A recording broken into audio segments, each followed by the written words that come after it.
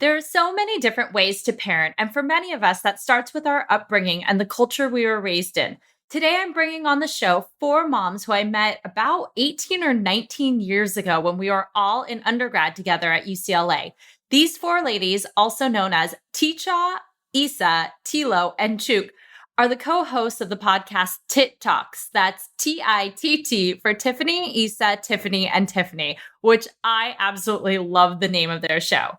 They're a podcast all about modern women living in a mama world, documenting the fun and ridiculousness and all the struggles of living our best lives in an ever-changing world of expectations. And they also all happen to be Asian American with kids 5 and under, just like myself.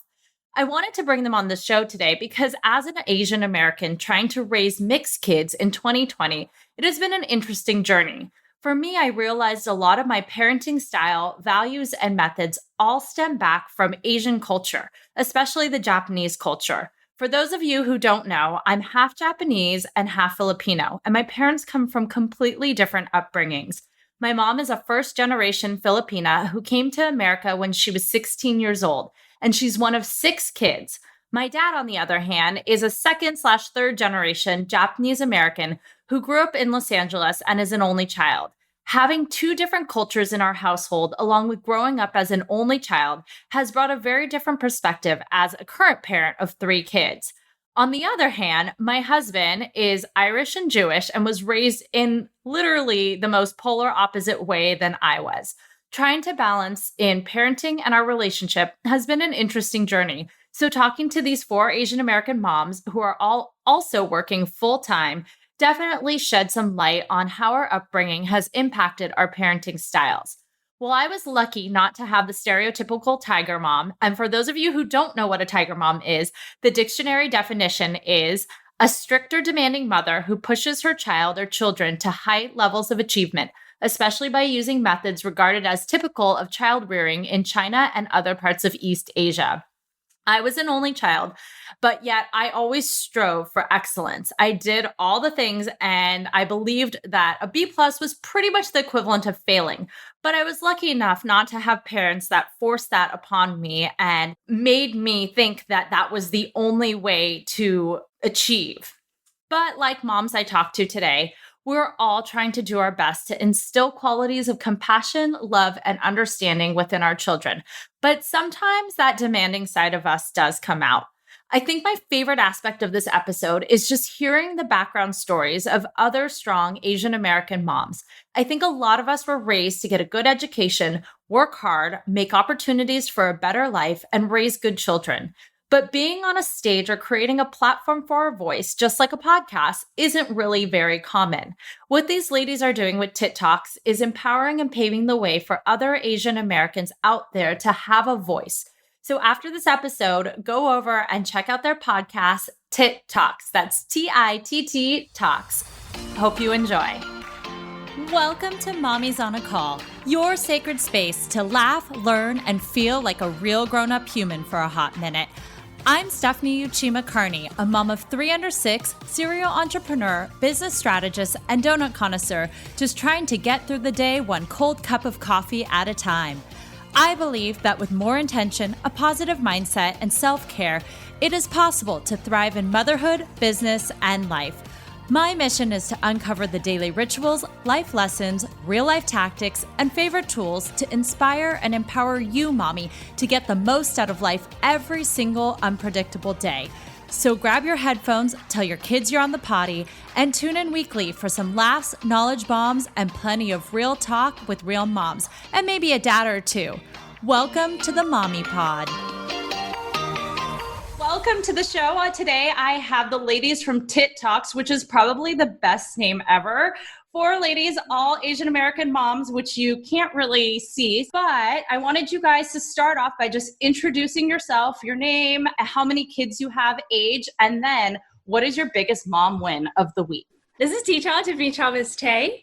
I am a mom of a 2-year-old girl, and I'm currently pregnant, 18 weeks today, with another girl. So I'm going to be a girl mom. And biggest win this week. Does it have to be mommy related? No, it's supposed to be about you. So it doesn't have to be related to parenting. The biggest win about you this week. Oh my gosh. So for the first time in 4 months, I got myself up on a treadmill and was able to run 20 minutes without pain in my boobs or my abdomen. So that was a huge win. Now I have a sciatic nerve rupture and everything hurts, but it's okay. It was totally worth it. I did, guys. My first pregnancy workout. Congratulations. That's a huge win. And you're past your first trimester. How are you feeling? I am feeling so much better. My first trimester was absolutely horrendous. My first pregnancy was so easy peasy the entire time. I was like, yeah, I can have 4 kids, no problem. After this, I'm like, oh my God, I'm so done. How's it only 4.5 months? I'm so ready for this to be over. This is very painful. That's a great win.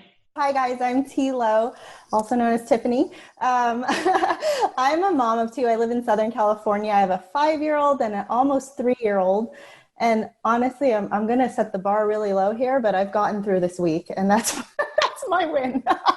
It's been rough working at home with children at home, as you would know, Stephanie.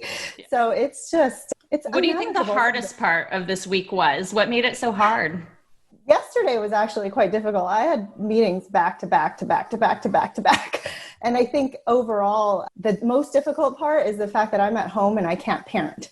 But I'm visibly here to my children, which makes it difficult because there's an element of guilt there. So I think that's just the tough thing. Like yesterday, I was locked in a room the whole day and I couldn't help my partner, Dave. So the poor guy was out there managing 2 kids almost all day by himself. So yeah, I mean, every day is a win, honestly, these days during the pandemic. Yeah.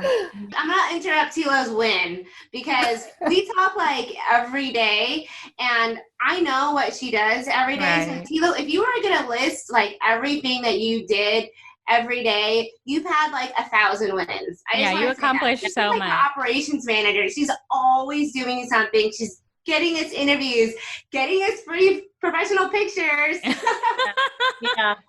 Getting us to speak on alumni boards and meetings. This is my Asian humility. So yeah.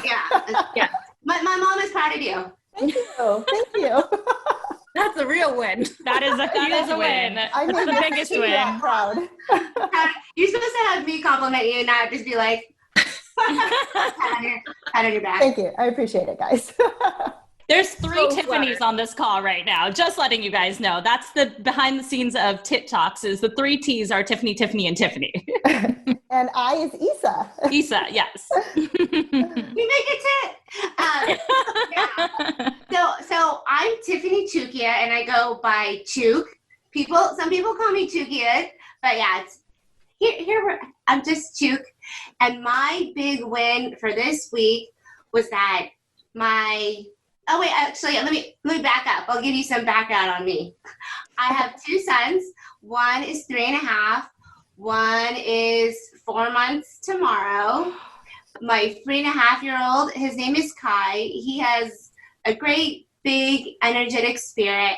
And this week, he listened to me after my first request. So I said, Kai, can you put your shoes on? And he just put his shoes on. And I was like, who is this kid? He's mine. He put his shoes on for the first time. Usually it takes like 10 times, and then the 11th is, but he's learning, and that made me feel really good.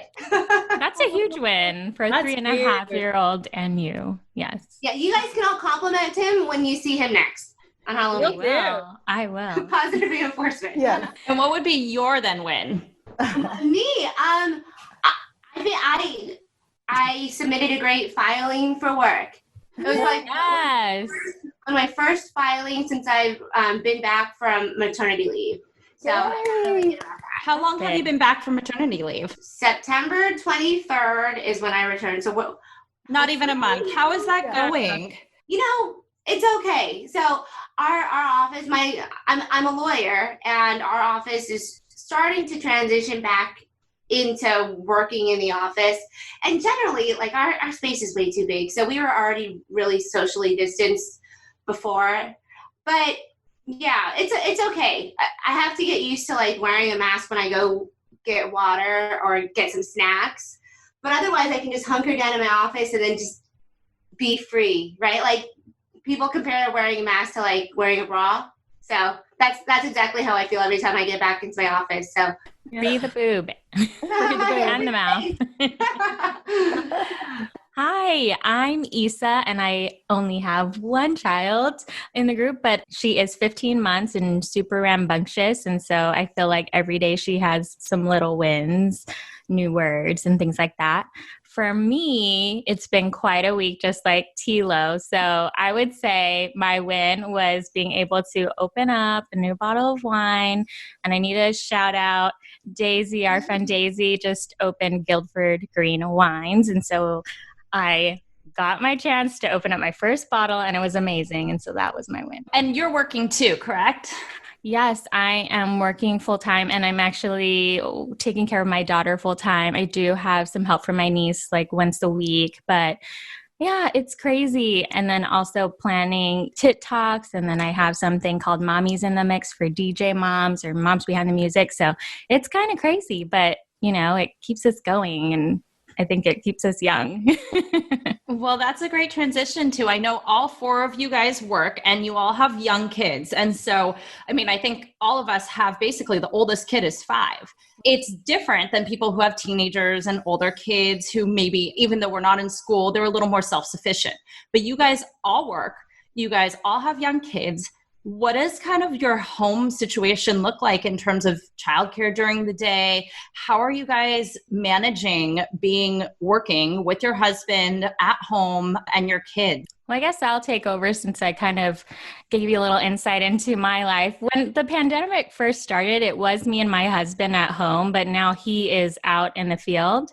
And so it's all on me. And I am actually looking for alternative solutions, co-working spaces with pod-like or smaller group daycare for my daughter, but also because I can see she's missing out on other kids. If we do, on a rare occasion, we do like an outdoor brunch or something, and she sees another child, she is like, that's a unicorn. There's another child there, and we pod together. So when she does see her best friends, she just is over the moon. So, I am looking for alternatives, but it is super hard. It's all about scheduling and really taking advantage of those like 2-hour naps.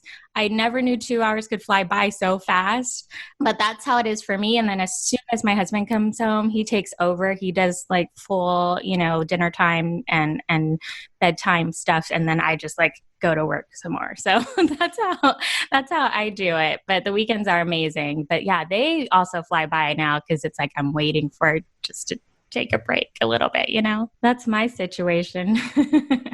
Doesn't it feel like you're always planning? You're just like, you can't ever live in the moment right now. It's just, what's tomorrow? Right. Like, and I have to mentally prepare before I can actually dive in the days after.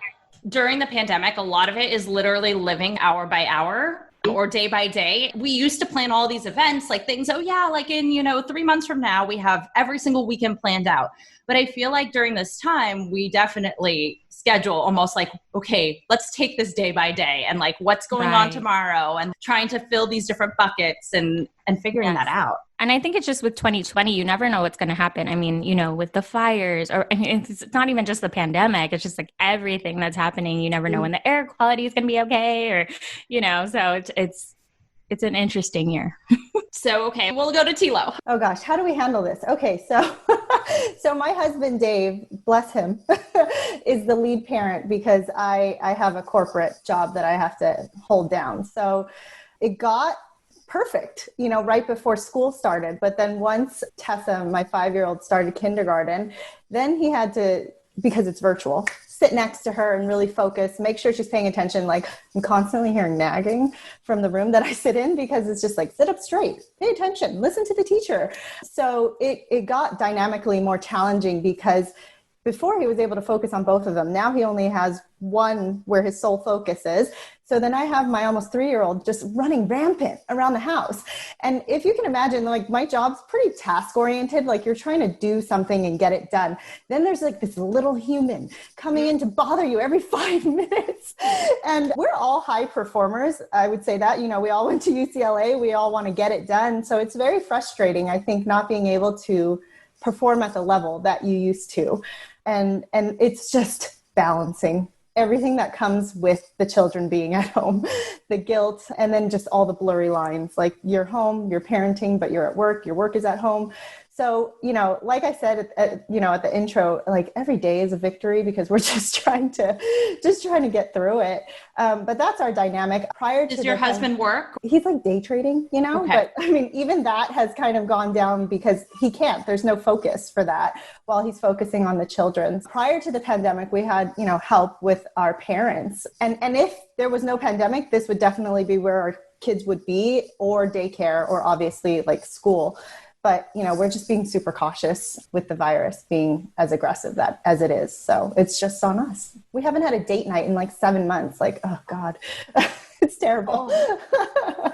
I'm actually going to circle around back to that. But first I want to hear about TCha's situation. And then I want to actually talk about Asian parents and childcare situation. Oh, actually, that's the perfect segue for me because I am so freaking grateful. We bought the house next door to my parents in Monterey Park. Like how that I could ever, like my dad had the foresight like 8 years ago to be like, one day I want my daughter to live next door. So he like put this plan together to buy the house. And now like, ta-da, we're here. And so at first we were like, Asian parents, like it's a everybody loves Raymond situation, like no privacy. But now it's like, oh my gosh, I don't know how we would do this. We had probably in this entire 6 months of quarantine, probably just 3 weeks where we either had to quarantine because I thought I was sick or Michael thought that he had COVID or like, something happened where we didn't feel safe taking her next door to my parents. And those were the hellish weeks ever. Just having a toddler bang at the door, run around. And she's like one of those really rambunctious 2-year-olds that will like take a knife and like stab the cat. So we need to be so careful and like watch her every single moment of the day.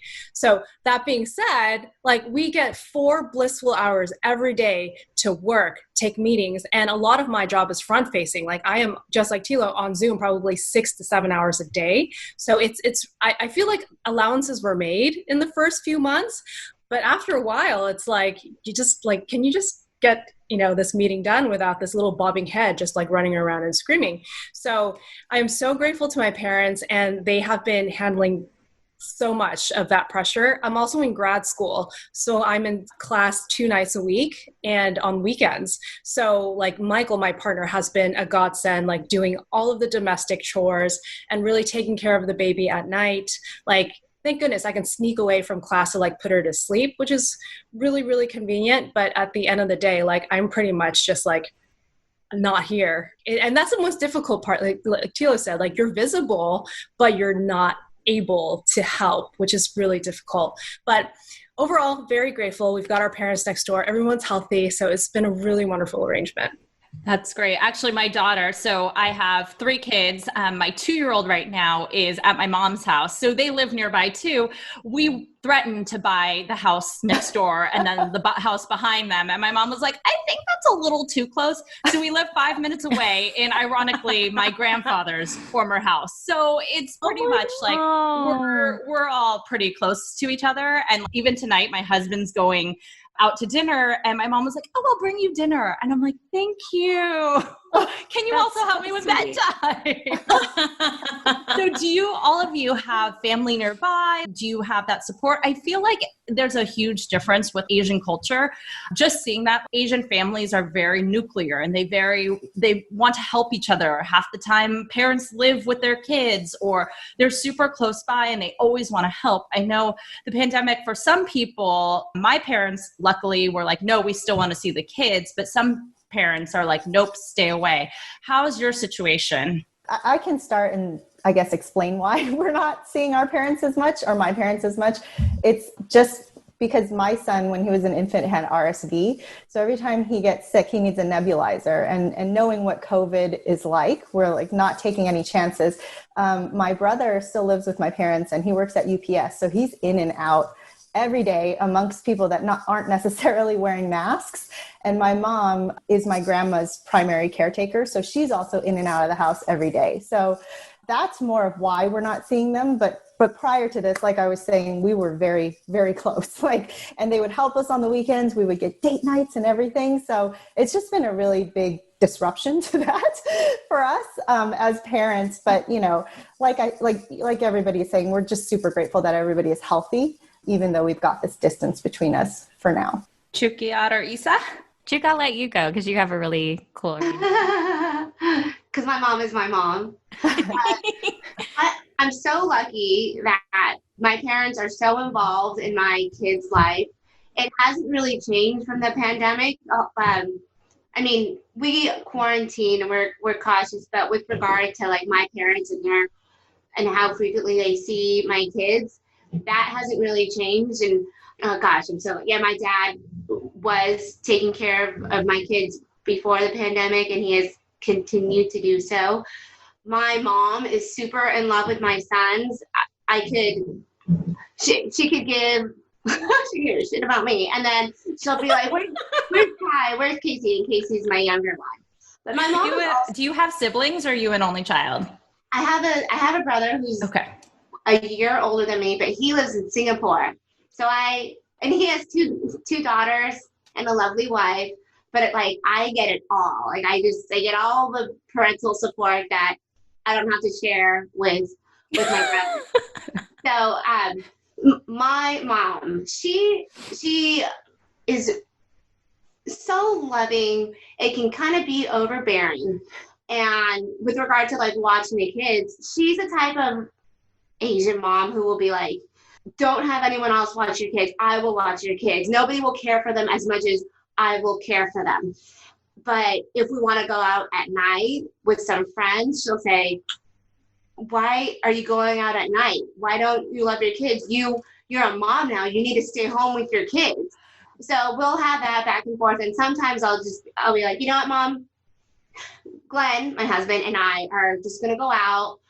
We're not going to take the kids. We're going to hire a babysitter. And she will just be so shocked that we could have someone who's not my mom watch the kids, but she will also give us grief for doing that. I feel like Asian parents, for some reason, it's always on their terms. So my parents are the same, where they'll be like, we haven't seen the kids. Can we watch the kids? They want to come over. But then when we ask, they're like, oh, it's not convenient for us. Really?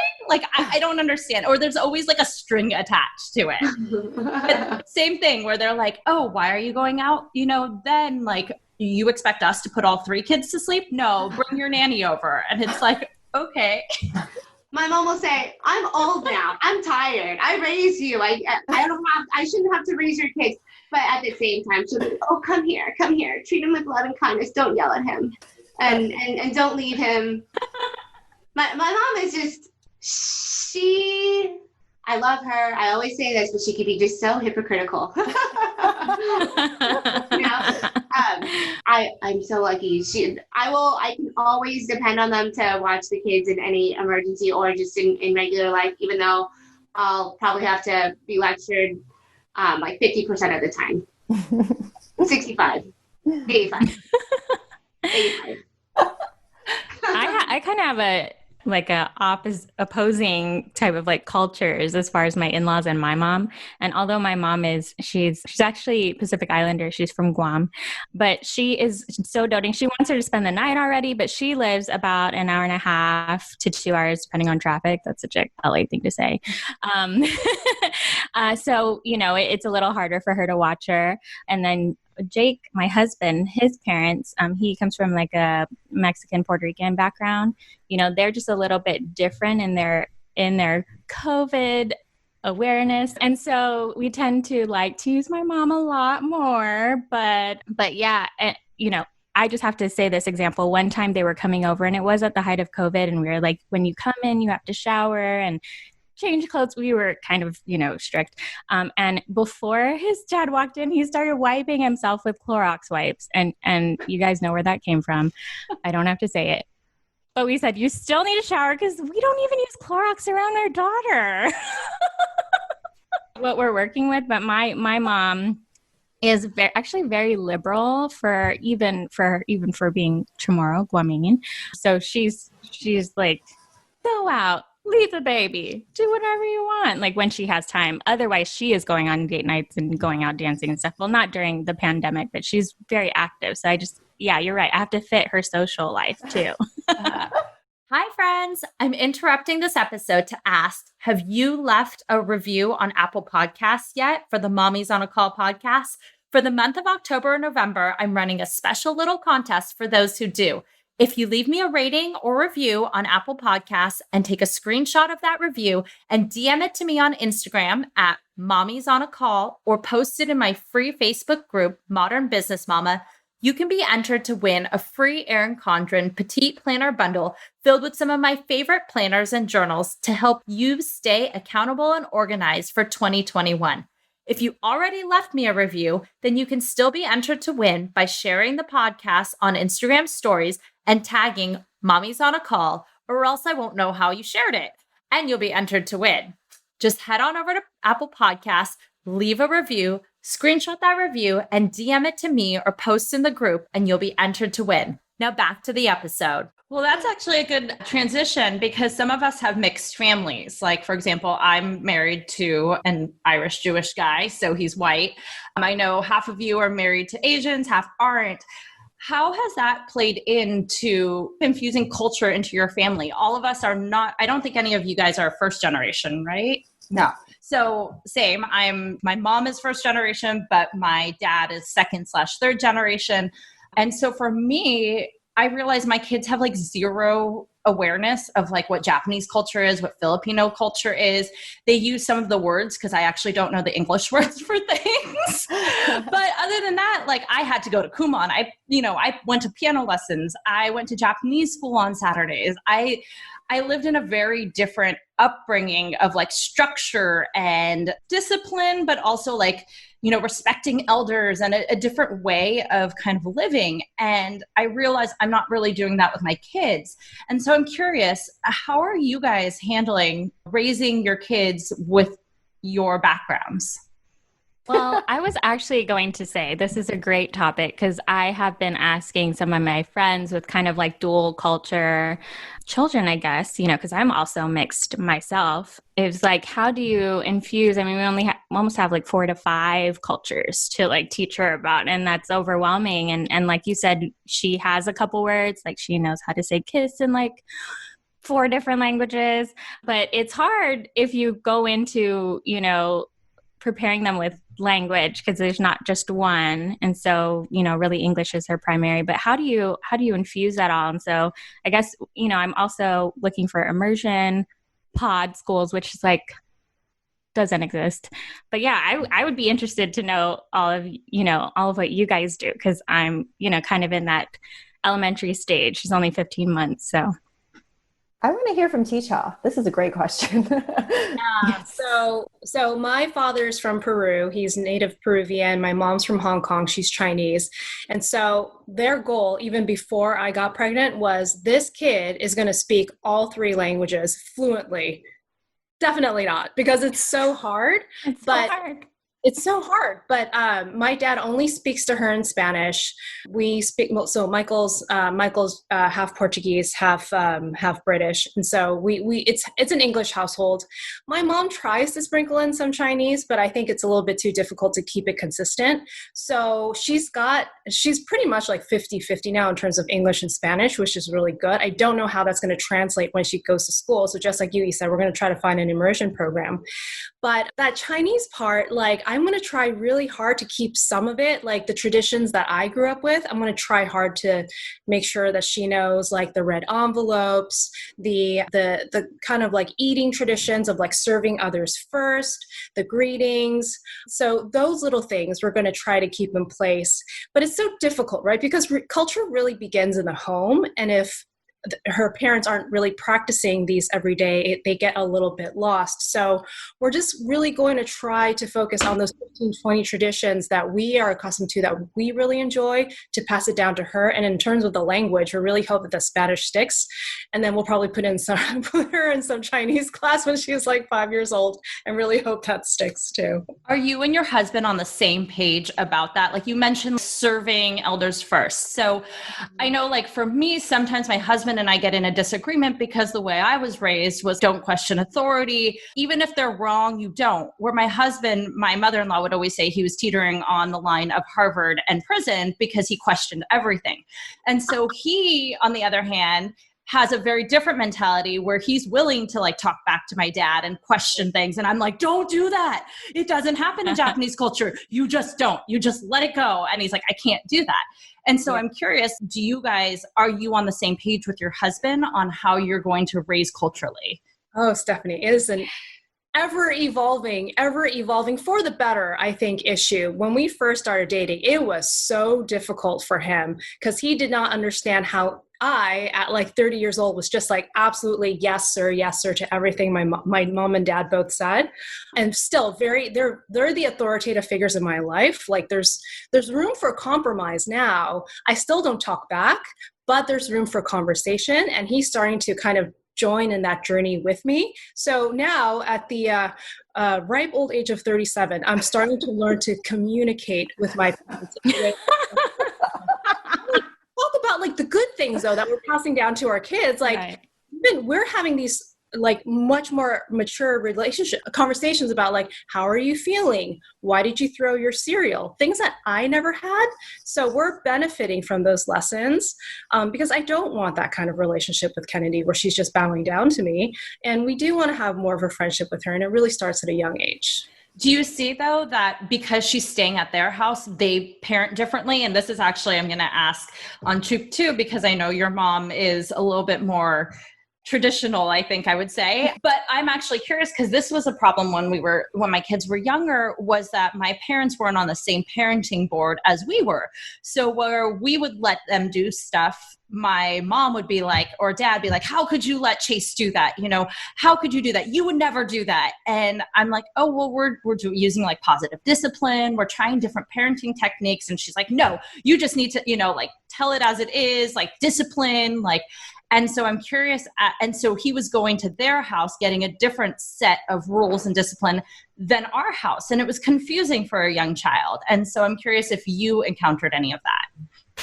So my parents are Thai Chinese. I'm Thai Chinese American. And my husband, his mom is Thai and his dad is Italian. My husband was born in Bangkok, lived there until he was 7. And at one point he was fluent. Can you imagine Glenn just speaking Thai fluent?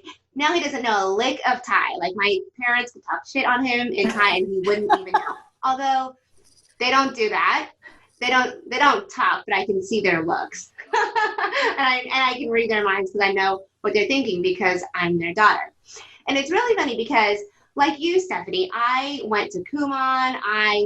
My dad, when I was in first grade, he had me learn all these do these addition and subtraction sheets. He wrote them out and made copies, and he was so great. But they were really strict. I also I was taught, don't question authority, just do what they say. And like I was in boarding school, just if I spilled something, like be more careful, don't ever do that again.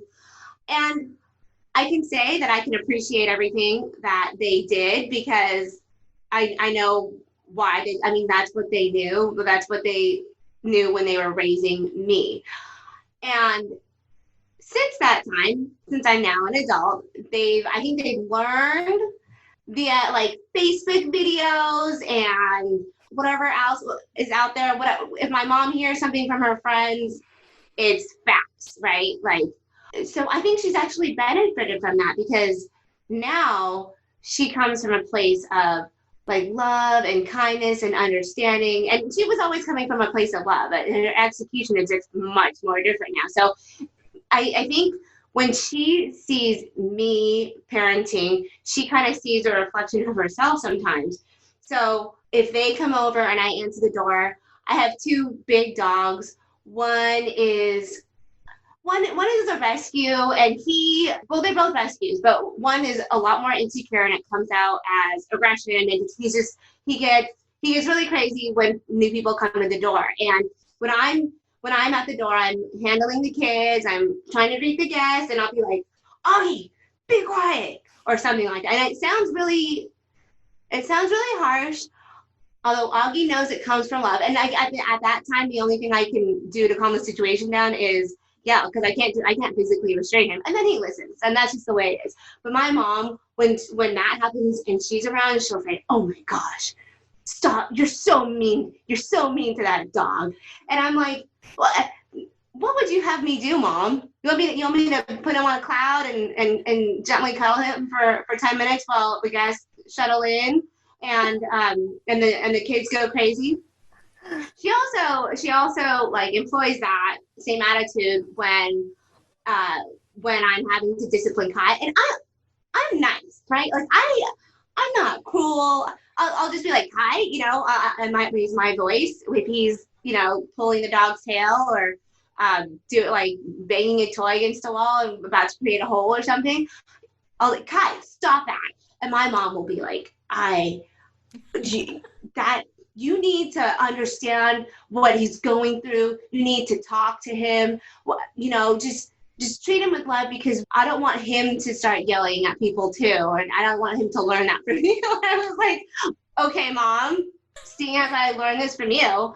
But it's funny because she can see, I think, the qualities that she doesn't know that she employed in me now. And she's like, oh, no, wrong. Love, kindness, compassion. Yeah. Not being strict and not like strict discipline. But was she strict and disciplinary when you were younger? Oh gosh, she was so strict. Like my mom was always known as like Mrs. Chuk. She was always the strictest mom, and I talked about this in our podcast. But with my group of high school friends, my mom is now. There were two in high school, and now my mom is still the only one who hasn't changed. She's still Mrs. Chuk. She still doesn't want me to drink wine. Not that I drank wine in high school, but she doesn't want me to go out at night. Like talking about wanting to go to dinner with some friends. Like, why do you have to leave? Nothing good happens at night. Other people will be drunk, and you don't know how they'll be driving. She was really strict. Now she's still really strict in certain ways. Yeah. I also just wanted to mention we have an upcoming episode with these amazing women, and TCha had brought them into our lives. And we call this episode Raising Compassionate Leaders. And they have a whole, I guess, support system or resources so that you can, kind of marry, I guess, the two cultures if you need to, or even just, move forward in trying to, have, I guess, like a template on how to move forward in raising our children and kind of, the atmosphere we're in now. So I just wanted to put that in there because cool. I really loved that episode and these two women. And I don't know, TCha, if you wanted to just say TLo, if you wanted to talk about. So this episode really started with really fostering a culture of equity and inclusion and a diversity based on everything that's happening around us. But what was really fascinating was that it all kind of stems down to the same foundation of having the courage to have these difficult conversations with not only your children at various ages, but with all the people that they surround themselves with too. So it all really begins with open dialogue, as trite as that sounds, but like being okay with it being difficult and having the courage to continuously have those conversations. So that's what I'm super excited about as well.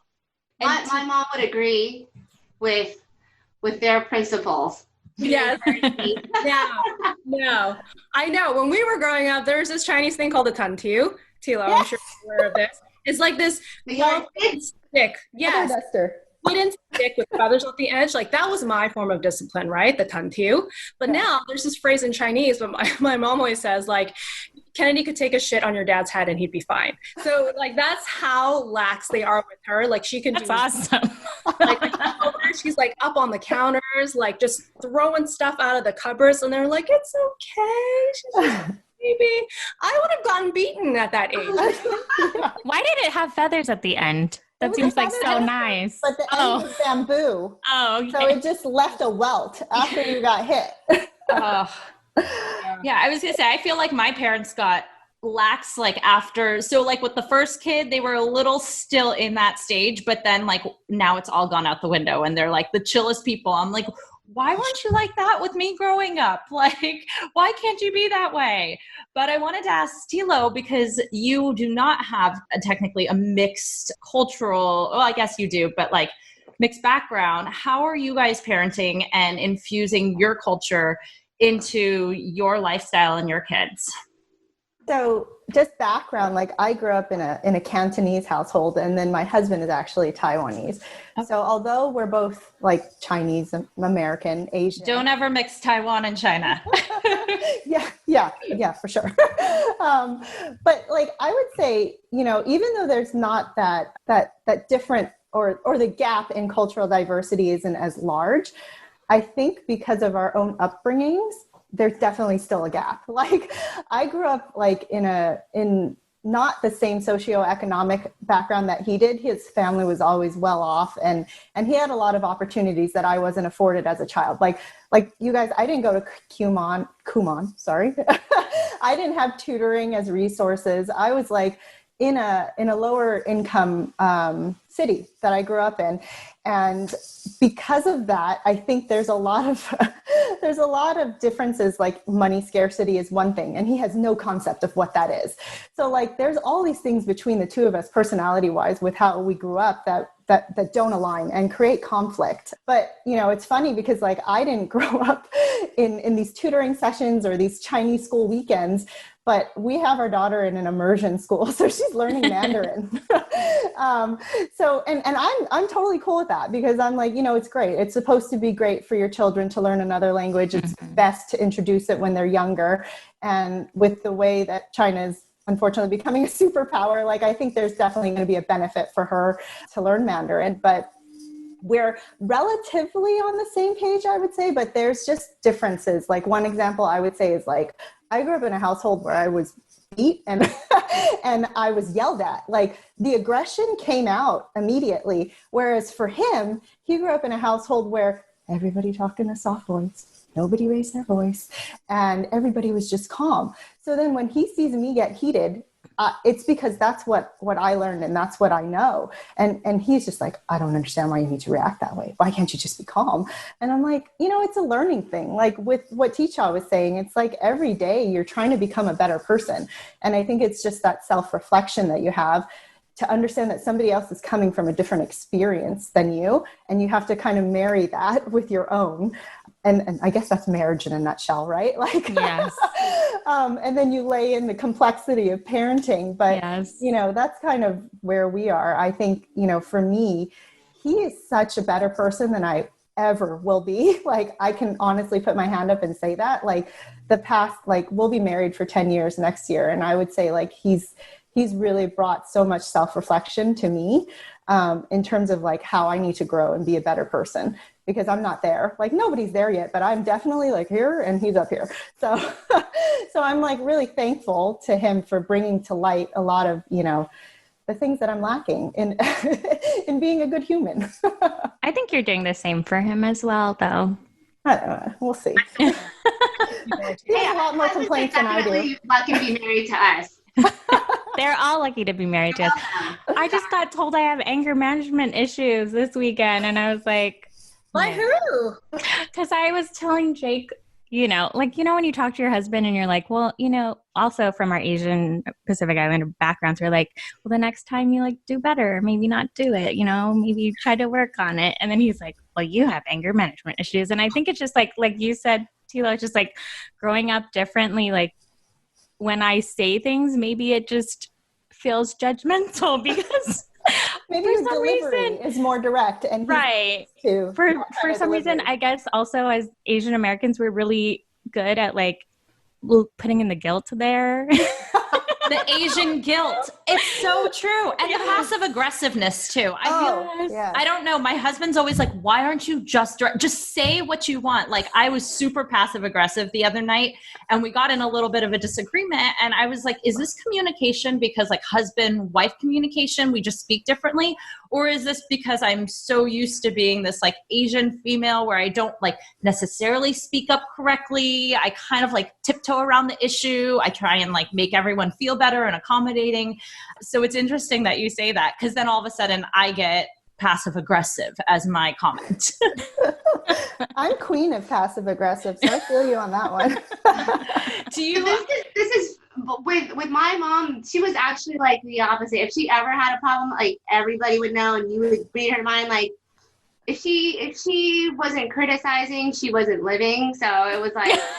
Maybe I'm her. Why is this right there? Why are you wearing that? That doesn't look good. Why didn't you clean that up? Why didn't you do better than this? Like there's all like questions and criticisms. Although I know she doesn't think it's coming from a bad place. It's just like see everything wrong and fix it. Yeah. So I got that from her. So I definitely think I got some of that from my Japanese dad, because he was like a perfectionist. Like everything has to be in its place. You have to improve, every time. And so he's definitely feeling that as a dad. That sounds really nice, though. That sounds really nice and encouraging.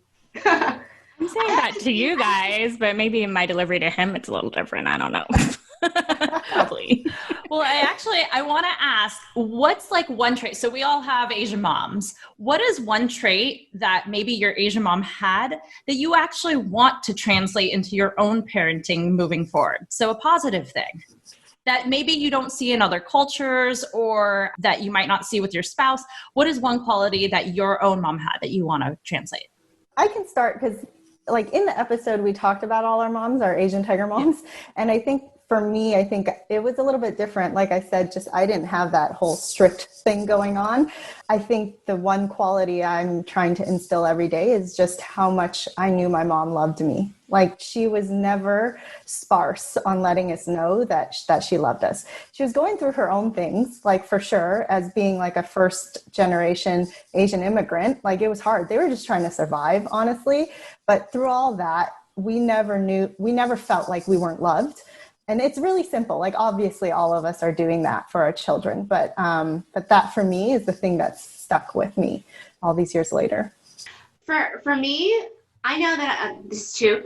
I can make fun of my mom for being overbearing. However, I also do wish I had a little bit more of that. And I think I will try harder because I know that her being overbearing was really just trying to push us in the right direction. And, you can do this, or, you can play this song on the piano. She wouldn't let me roller skate, but you can do better at tennis or something like that. And I'm always trying to find that like happy balance of, pushing, but not being so overbearing.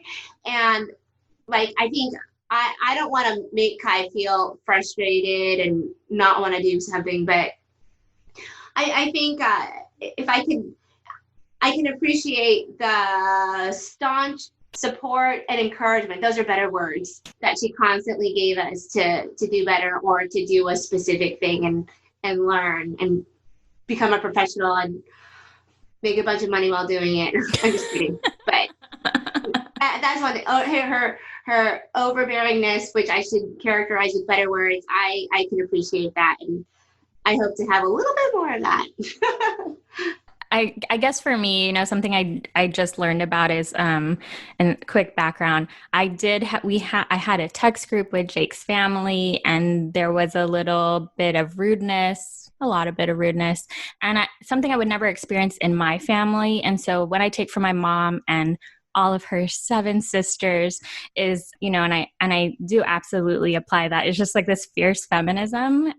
And I think it's because, way back when, on Guam, it was a matriarchal society. So it's definitely, there's a lot of strong women in my family. And so that, and just maintaining leadership. So the women in my family are the leaders, and they maintain like kind of a balance. And this is something I didn't notice until lately, is there's always this underlying basis of respect and communications. And if not, then you're getting called out for it. And that's something I don't see in my husband's side. There's nothing wrong with it, but I definitely enjoy it, feel safe, feel protected in my mom's side. So it's something I definitely want to pass down to my daughter, and something I want to keep, So I'll finish up. So I think her absolute dependability and follow through has been just seamless and consistent from the day I was born. Everything from like, and this is probably why I'm probably as forgetful as I am, because I've always had my mom like a phone call away, like to bring my homework, to come pick me up when I was in my first car accident, to come over and watch the baby when I had to go back to work, because I had a 4-hour commute right after maternity leave. And so she was here all day watching the baby. And the only reason why she stopped was because she got cancer. She's fine now, but like she was that kind of dependable kind of force in my life all this time, and she will be here. Like I'll always have that security knowing that she will be there no matter what until the day she dies, which is, you know, a really great thing to feel. And really, like, I think your personality just develops on top of it. It's really nice to have. Nice. Well, to wrap it up, ladies, thank you so much for sharing so much insight. I love this. And I mean, just getting that difference in perspective is amazing, especially from an Asian culture, because there's so much that is different. So especially with what's going on in the world today, you know, pandemic, all the anti-racism teachings and everything. To wrap it up, what is your number one tip right now for other moms to survive this time? It could be from a working perspective. It can be from child raising, whatever you want. What would be your one final tip? For me, it would be to use your village if you have it. And if you don't have a village, if you have the resources, build a village to help you. And I think just in terms of like all the people around you that make up that village is to just continue with the open and transparent communication. That's going to get you there. Yeah, that was beautifully said. Exactly what I was going to say. Do not be afraid to ask for help. You need a support system. You cannot do this alone. And you have so many people that are willing to help you. So reach out. Right. And to piggyback on that, just take a breath. A little self-care, even just a minute. TLo said it perfectly. So that just reminded me of Daniel Tiger, because I'm always thinking, Yes. This is like, I learned so many great lessons from Daniel Tiger and just all the PBS shows. I think it's a win when our kids watch PBS, because like every show has a nice lesson and teaches inclusion and historical figures. But I'm like, 36-year-old woman referencing Daniel Tiger, take a deep breath and count to 4, right? Mm-hmm. Remember Dang that. it. I think things can get so hectic and we can get so stressed, but you know, in the end, it's always okay. That's kind of my mantra in life, and that always helps me get through like a tough day. Well, thank you, ladies. That was a perfect way to wrap up. So let's all just, you know, take a breath. And now time to get on with our crazy, crazy busy day. Yeah. Thank you so much for having us. Thank you so much.